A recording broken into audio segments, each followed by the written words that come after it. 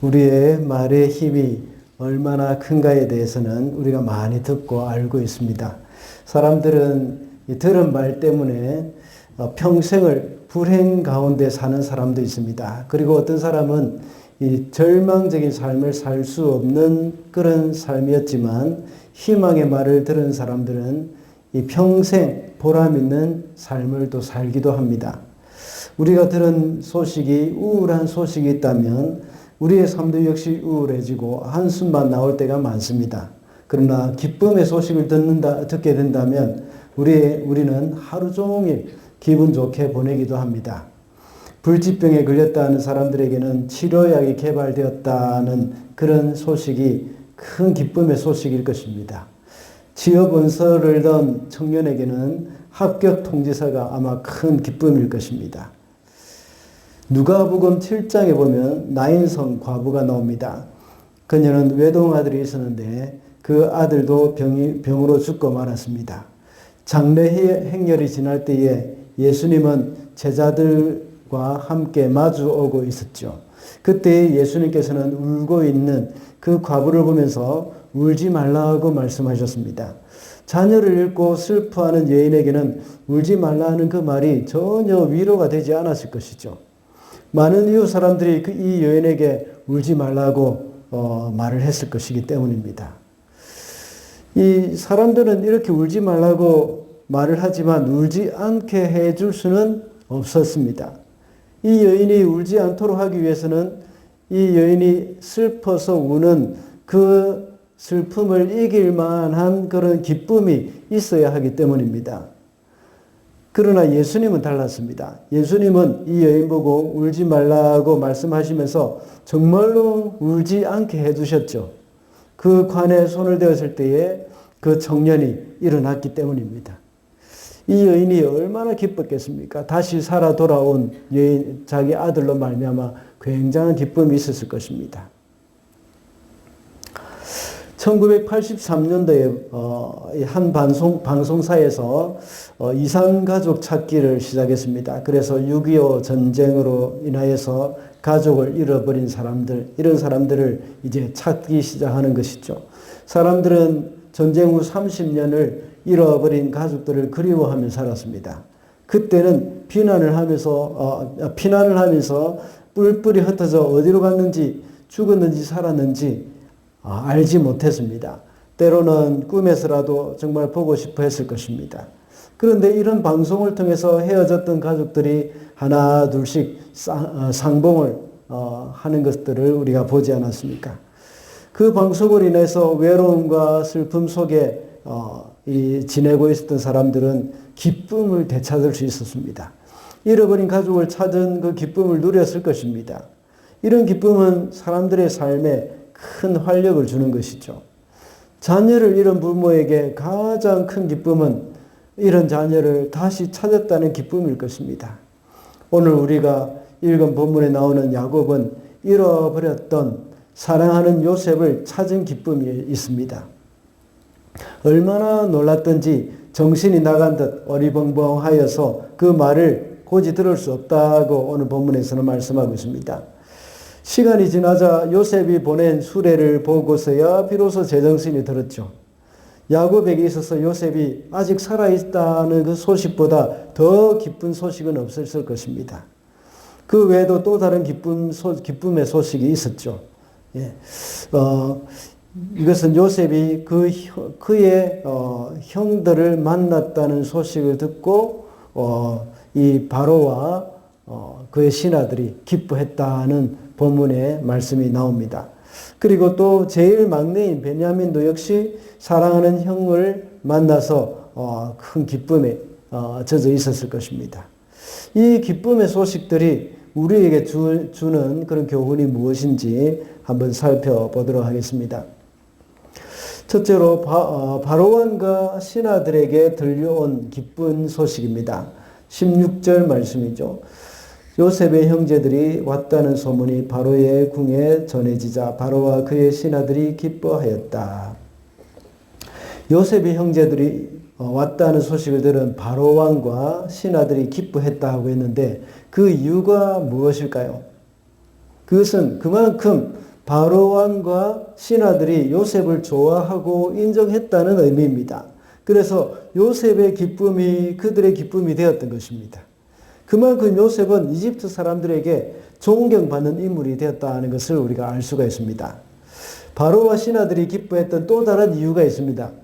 그것은 요셉의 출신 배경에 대한 것들 때문입니다. 요셉은 보디발의 노예 출신이죠. 근본도 모르고 어디서 왔는지도 알 수 없는 그런 노예였습니다. 그래서 노예가 이집트의 총리가 되어서 온 백성을 다스린다는 것이 그리 좋은 명분은 아니었습니다. 이것은 왕실과 정부에 아주 큰 부담이 되는 그런 부분입니다. 그러나 요셉의 형들을 요셉이 자기 형제들을 만났다는 것은 요셉의 태생이 천한 노예 신분이 아니라는 것이 증명된 것입니다. 아버지가 있고 어머니가 있고 형제가 있다는 것을 확인했습니다. 그리고 그의 아버지는 한 큰 족장이라는 사실까지도 확인했던 것이죠. 그래서 그들은 기뻐하고 있는 것입니다. 이와 같이 세상 사람들이 교회를 향해서 바라는 것이 무엇일까요? 그것은 교회가 천박한 신분이 아니기를 바라는 것입니다. 교회가 언제 천박해집니까? 물질의 노예가 되고 권력의 노예가 되고 명예의 노예가 될 때 그때 교회는 천박해지는 겁니다. 왜냐하면 세상에 믿지 않는 자들하고 똑같은 생각을 하고 있기 때문입니다. 그래서 세상 사람들은 이 교회가 돈을 좋아하고 또 명예를 좋아한다면 욕을 하고 손가락질을 합니다. 세상 사람들이 말하는 방식, 세상 사람들이 생각하는 방식 똑같이 한다면 세상 사람들은 교회를 좋아하지 않습니다. 세상 사람들이 즐기는 것과 똑같이 즐기는 것을 볼 때에 교회에 대해서 소망을 가질 수가 없는 겁니다. 세상 사람들이 돈을 모으는 것과 같이 똑같이 교회도 그런 방식으로 돈을 모은다고 한다면 또 세상 사람들이 자기를 드러내는 것과 똑같은 방식으로 자신을 자랑하고 싶어하고 드러내고 싶어 할 때에 사람들은 교회를 향해서 실망할 수밖에 없습니다. 마치 바로와 신하들이 요셉의 신분이 노예가 아니길 바랐던 것처럼 이 세상 사람들은 교회가 노예가 아니길 바라고 있는 겁니다. 물질의 노예가 아니고 권력의 노예가 아니고 명예의 노예가 아니기를 바라고 있는 것입니다. 그리고 쾌락의 노예로 교회가 살아가는 것을 원하지 않습니다. 세상 사람들은 교회가 자기들과는 좀 다르기를 바라고 있는 것이죠. 세상 사람들은 자기들이 비록 천박한 세상의 것을 추구하고 살고 있지만 교회는 존귀한 하나님 아버지의 자녀로 살아가는 것을 원하고 있습니다. 세상의 사람들뿐만 아니라 자연 만물까지도 하나님의 자녀가 바로 이 올바로 살아가기를 원하고 있습니다. 사도 바울은 로마서 8장 21절 22절에서 이렇게 말하고 있습니다. 그 바라는 것은 피조물도 썩어짐의 종노릇한 데서 해방되어 하나님의 자녀들의 영광의 자유에 이르는 것이라. 피조물이 다 이제까지 함께 탄식하며 함께 고통을 겪고 있는 것을 우리가 아느니라 라고 기록하고 있습니다. 피조물이 혹은 자연이 탄식하고 있다는 것입니다. 개역개정에서는 피조물이 탄식한다고 표현을 하고 있습니다.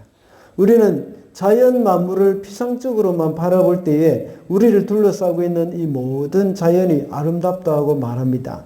특히 뉴질랜드의 자연 얼마나 아름답습니까? 그러나 이것은 피상적인 관찰에 불과합니다. 자연의 내면을, 피조물의 깊은 내면을 살펴본 사도 바울은 말하기를 자연은 탄식과 신음으로 가득 차 있다 하고 말을 합니다. 왜 그렇습니까? 인간의 타락과 인간의 범죄 때문입니다. 인간의 타락과 범죄는 인간에게 절망을 가져왔을 뿐만 아니라 자연을 부패시키고 온 피조물에게 고통과 탄식을 가져왔다고 성경은 말씀하고 있습니다. 아담과 하와가 범죄했을 때 땅에서는 가시와 엉겅퀴를 내었다고 말하고 있습니다. 그리고 인류의 범죄로 인해서 노아의 대홍수가 일어났습니다. 그래서 방주를 준비한 노아의 가족들만 살아남을 수 있었습니다. 땅에서 가시와 엉겅퀴를 내고 경작을 하여야 땅의 소산물을 먹을 수 있게 된 것. 그리고 노아의 대홍수와 같은 이 모든 것은 바로 피조물의 탄식과 같은 것이라고 할 수가 있습니다. 또한 계속되는 자연 피해로 인해서 탄식을 하고 있지 않습니까? 자연의 파괴. 요즘 세계 곳곳에 이상기후로 인해서 자연재해가 일어나고 있습니다. 이런 것들이 모두가 피조물의 탄식이라고 할 수 있는 겁니다. 그리스도인은 하나님이 주신 자연을 잘 가꾸고 보호해야 할 책임이 있습니다. 또한 역대하 7장 13절과 14절에 보면 이 말씀을 하고 있습니다. 하늘을 닫고 비를 내리지 않거나 메뚜기들이 토산을 먹게 하거나 내 백성 가운데 전염병이 유행할 때가 있다고 했습니다. 이것이 바로 피조물의 탄식이지 않습니까? 이럴 때 하나님의 백성이 그들의 악한 길에서 떠나서 스스로 낮추고 기도하며 하나님의 얼굴을 찾아야 한다고 했습니다.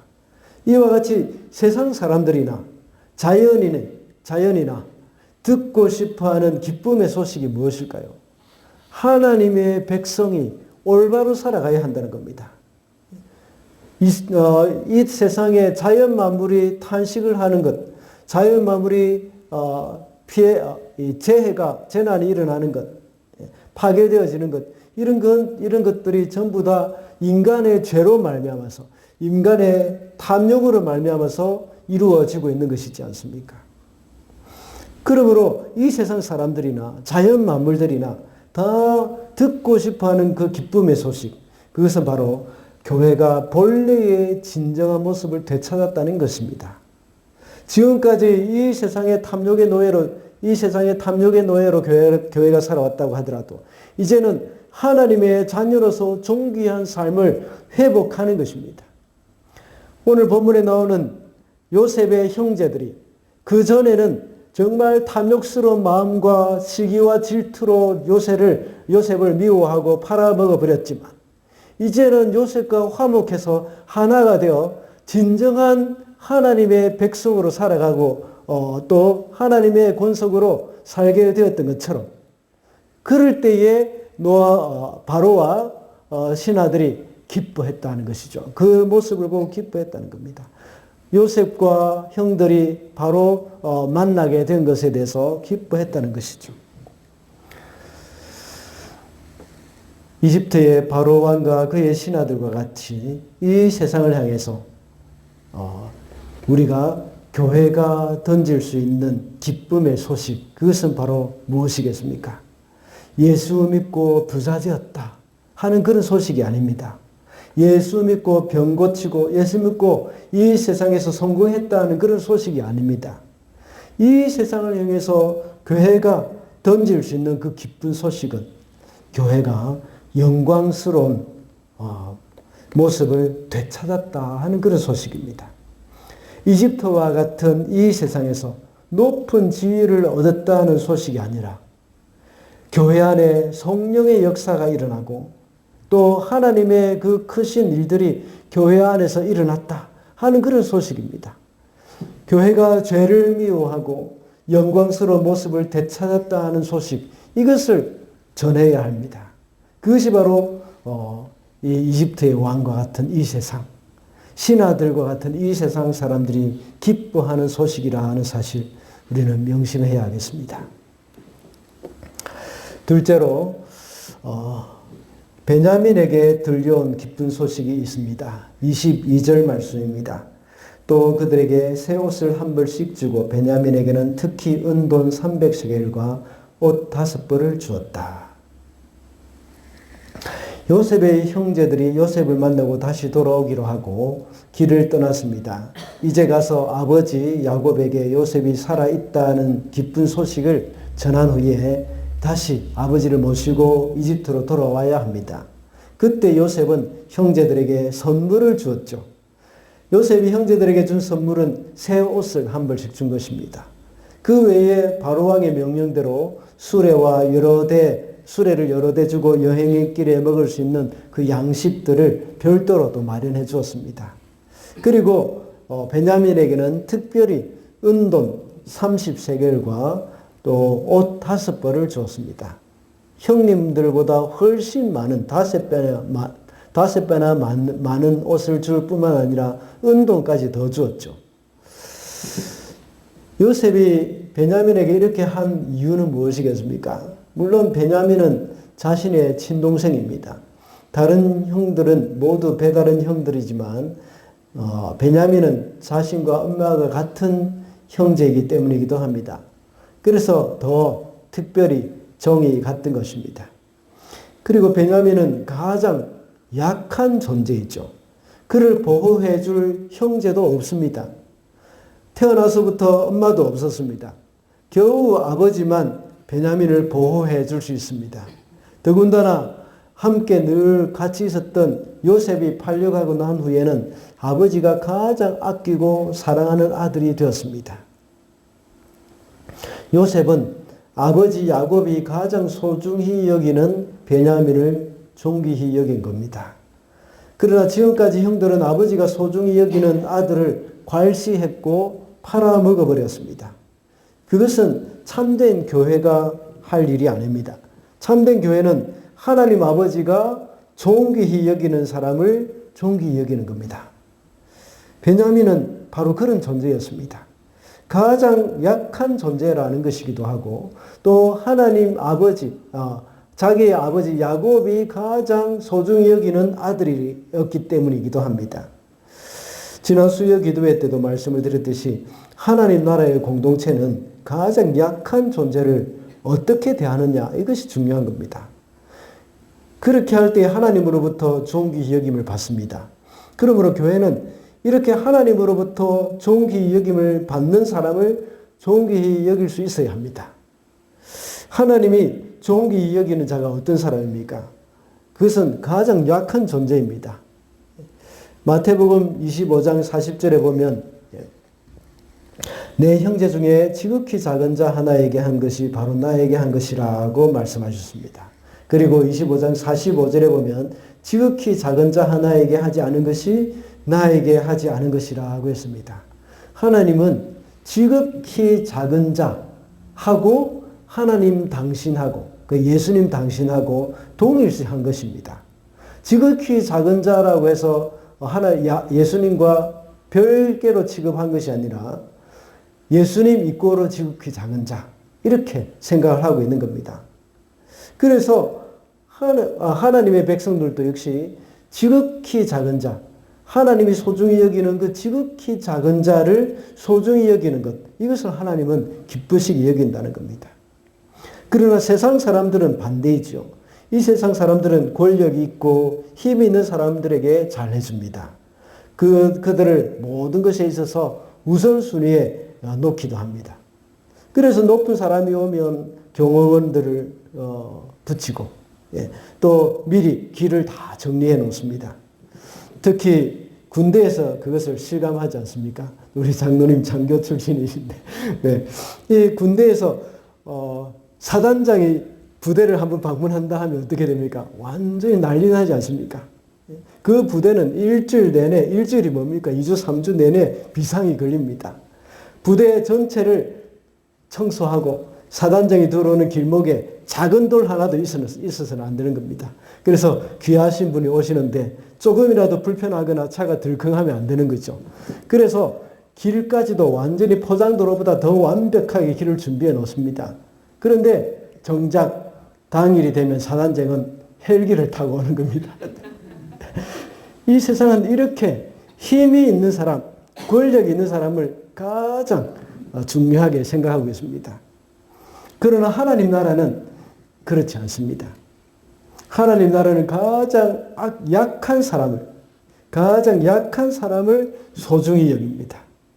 그리스도 앞에서 존귀히 여김을 받는 사람은 어떤 사람이겠습니까? 아무도 알아주지 않는 가장 약한 사람. 그리스도로 인하여 너무나 연약해서 누군가 보호해주지 않으면 도저히 살 수조차 없는 그 사람이 바로 존귀한 대접을 받아야 하는 겁니다. 다른 사람들보다 약한 자리에 있으면서 그 자리에 감사하는 사람이야말로 갑절의 복을 받을 것입니다. 오늘 나오는 말씀과 같이 다른 사람들은 옷 한 벌 받는다면 이런 사람들은 옷 5벌과 은돈 300세겔을 받을 것입니다. 다른 사람들이 알아주지 않는다고 해서 낙심할 필요가 없습니다. 오히려 이 세상 사람들에게 대접을 못 받는 사람이 바로 하나님의 나라에서 상급이 크다는 사실을 우리는 잊어서는 안 되겠습니다. 이 세상에서 우리가 그리스도를 위해서 손해를 보고 그리스도를 위해서 모든 것을 버리고 스스로 연약한 자의 자리에 앉으셔야 합니다. 이 세상 사람들은 돈 많은 사람을 아주 크게 성공한 사람으로 생각하지 않습니까? 그러나 우리 그리스도인들은 주를 위해서 버리는 사람들, 많은 사람들은 세상 사람들은 자기 것을 많이 끌어모으는 사람을 성공한 사람이라고 높여 지켜 올립니다. 그러나 하나님의 나라는 주를 위해서 버리는 사람들, 비우는 사람들을 하나님께서는 높이 보시고 존귀히 여기시는 겁니다. 가장 낮은 자의 자리에 앉는 사람들, 이런 사람들을 하나님께서는 소중히 여기신다는 겁니다. 주님의 말씀 때문에 명예와 재산을 버린 사람들은 그 이상의 존귀함을 입을 것입니다. 그리고 주님을 인하여 가정의 축복을 누리지 못한 사람들은 또 그 이상의 상급을 받을 것입니다. 그러므로 베냐민에게 들어온 그 기쁜 소식은 바로 연약한 자를 존귀히 여기는 그런 소식이라는 것입니다. 마지막으로 야곱에게 들려온 기쁜 소식이 있습니다. 28절 말씀입니다. 이제는 죽어도 한이 없다. 내 아들 요셉이 아직 살아있다니 가고 말고 내가 죽기 전에 그 아이를 보아야지 하고 이스라엘은 중얼거렸다. 요셉의 형제들이 이집트에서 아버지 야곱에게 이제 돌아왔다고 했죠. 그리고 요셉이 살아있다는 말씀을 드렸습니다. 그러나 아버지 야곱은 그 말을 믿을 수가 없었습니다. 정신이 나간 듯 어리벙벙했다고 말씀하고 있습니다. 그리고 아무 말도 하지 못했습니다. 그리고 아들들이 요셉이 보낸 수레를 가져왔고 또 선물을 아버지에게 보여주었습니다. 그제서야 비로소 제정신이 들었다고 나와 있습니다. 야곱은 잃었던 아들의 소식을 이제 들었던 겁니다. 그리고 이제 죽어도 여한이 없다 하고 말을 합니다. 그래서 이제 이집트로 가서 잃어버렸던 아들을 봐야겠다 하고 말을 한 것이죠. 요셉을 잃어버렸던 지난 20여 년의 세월 동안 야곱은 삶의 의미를 찾지 못했습니다. 그리고 그 많고 많은 아들 중에 하필이면 자신이 가장 사랑했던 아들을 하나님이 데려가셨는지, 왜 그 아들을 데려가셨는지 얼마나 원망이 되었겠습니까? 그러나 이제는 그 아들을 되찾게 되었습니다. 야곱의 품을 떠난 요셉은 야곱과 함께 있으면서 야곱의 보호를 받을 때보다 훨씬 위대한 인물이 되었던 겁니다. 하나님은 요셉에 대한 비전을 갖고 계셨고 또 요셉을 아버지의 품에서 떼어 놓으셨던 것입니다. 이것이 요셉에게는 가장 좋은 것이기 때문입니다. 당장 그 일을 당한 야곱 또 당장 그 일을 당한 요셉 너무나도 고통스러운 시간들이었겠지만 하나님은 그 고통의 시간조차도 요셉을 다듬으셨고 야곱을 다듬으셨습니다. 그리고 이집트를 살리고 야곱의 가족들을 살리고 온 세상을 살리는 사람으로 요셉을 만드셨습니다. 우리의 삶 가운데 때로는 가장 소중하게 여기는 것들을 하나님이 가져가실 수도 있습니다. 그러나 하나님은 그것을 영원히 빼앗아 가시지는 않습니다. 하나님이 잠깐 쓰시겠다고 가져가신 것입니다. 본래 요셉은 야곱의 것이 아니라 하나님의 것이죠. 그래서 야곱이 가지고 있는 것보다 하나님이 가져가시는 것이 더 좋게 여겨졌었던 것입니다. 우리 성도들에게도 요셉과 같은 존재가 있을 것입니다. 꼭 자녀가 아니라도 다른 것일 수도 있습니다. 우리가 너무 소중하게 여기는 물건일 수도 있고 재산이나 돈일 수도 있습니다. 명예나 권력일 수도 있습니다. 또 다른 소중한 것일 수도 있습니다. 이것을 하나님이 갑자기 가져가실 때가 있습니다. 왜냐하면 그것이 우리에게 있을 때는 그것이 온전한 가치를 발휘하지 못하기 때문입니다. 우리가 꼭 쥐고 놓지 않을 때 그것의 본래 가치를 발휘하지 못하고 오히려 그 가치가 떨어질 수도 있는 겁니다. 마치 야곱이 요셉을 자신의 품에 꼭 붙들고 있었을 때는 그저 야곱의 아들로 살 수밖에 없었지만 하나님이 가져가실 때는 더 크게 사용할 수 있었던 것과 같습니다. 그런데 나중에 하나님이 그것을 되돌려 주실 때는 엄청난 가치로 되돌려 주실 것입니다. 갑절의 가치로 돌려주실 것입니다. 그러므로 하나님이 우리가 가지고 있는 것을 갑자기 가져가셨다고 생각할 때에 기뻐하고 즐거워해야 합니다. 많은 사람들은 그럴 때에 너무 슬퍼하지만 그 하나님의 생각, 하나님의 뜻을 우리가 헤아릴 때에는 우리가 기뻐하고 즐거워해야 한다는 겁니다. 하나님이 그것을 더 크고 아름답게 만들어서 다시 돌려주실 것이기 때문입니다. 누가복음 18장 29절 30절에 보면 이르시되 내가 진실로 너희에게 이르노니 하나님의 나라를 위하여 집이나 아내나 형제나 부모나 자녀를 버린 자는 현세에 여러 배를 받고 내세에 영생을 받지 못할 자가 없느니라 라고 말씀하셨습니다. 이런 것이 신앙생활을 하는 재미입니다. 어떤 목사님은 신앙생활은 그리스도로 인하여 뭔가 중요한 것을 잃어버리는 것이라고 했습니다. 주님을 위해서 나의 중요한 것을 잃어버릴 때에 하나님은 엄청나게 부풀려서 이자의 이자까지 더해서 갚아주실 것입니다. 그러므로 야곱에게 들려온 기쁜 소식은 이런 것을 다시 찾았다는 소식입니다. 우리도 역시 주를 위해서 잃어버린 것이 있다면 그것을 기쁨으로 여기며 살아가야 하겠습니다. 이렇게 할 때에 당장에는 아쉬움이 있고 슬픔이 있겠지만 하나님은 우리에게 몇 갑절의 기쁨으로 갚아주실 것입니다. 말씀을 맺겠습니다. 오늘은 기쁨의 소식이라는 제목으로 말씀을 살펴봤습니다. 바로왕과 신하들에게 들려온 기쁜 소식이 그것은 요셉이 형제들을 만났다는 소식이었습니다.